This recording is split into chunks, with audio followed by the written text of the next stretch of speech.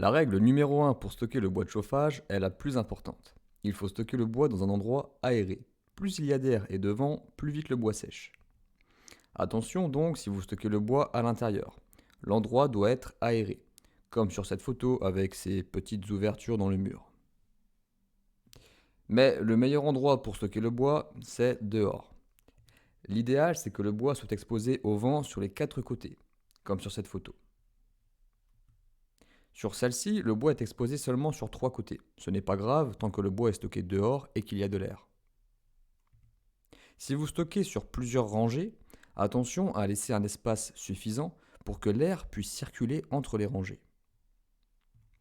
La règle numéro 2 est de stocker le bois dans un endroit sain.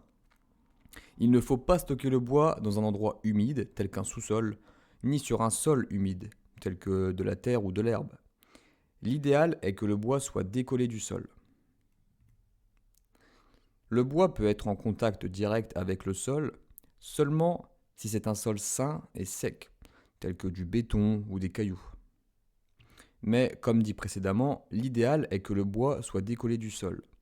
Par exemple, vous pouvez surélever le tas de bois avec des briques ou autres objets adaptés, ou encore utiliser une plateforme surélevée, comme sur cette photo.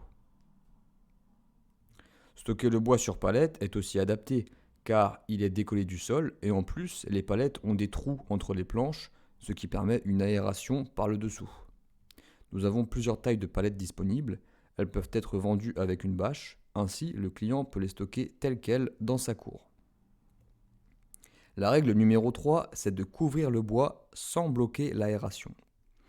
Couvrir le bois n'est pas obligatoire, mais cela permet d'accélérer le séchage. Si vous choisissez de couvrir le bois, alors couvrez-le uniquement sur le dessus, afin de ne pas bloquer l'aération.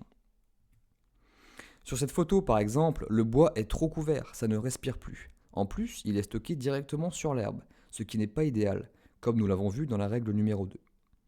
Le bois va quand même sécher, mais moins vite, et il y a des risques que la pourriture s'installe par endroits. Sur cette photo, c'est parfait, le bois est couvert uniquement sur le dessus, avec une bâche qui est maintenue grâce à des rondins et des bouts de tôle. Vous pouvez aussi utiliser un abri, mais dans ce cas, il faudrait que l'abri soit aéré sur les côtés. Sur cette photo, l'abri est adapté, puisqu'on observe que les murs sur les côtés sont faits avec des planches espacées, qui permettent de laisser l'air circuler. En plus, le bois n'est pas stocké sur l'herbe, car l'abri est surélevé, donc la règle numéro 2 est respectée. Pour conclure, voici un récapitulatif des 3 règles. Le bois doit être aéré, stocké dans un endroit sain et couvert uniquement sur le dessus. Le plus important est la règle numéro 1, l'aération.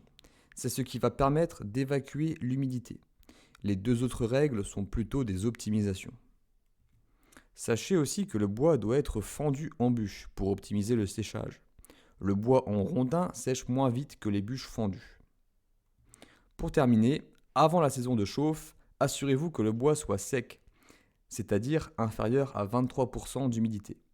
Pour ce faire, utilisez un humidimètre. Nous avons fait une vidéo à ce sujet. Pour plus d'informations, consultez notre site web sautransbois.com.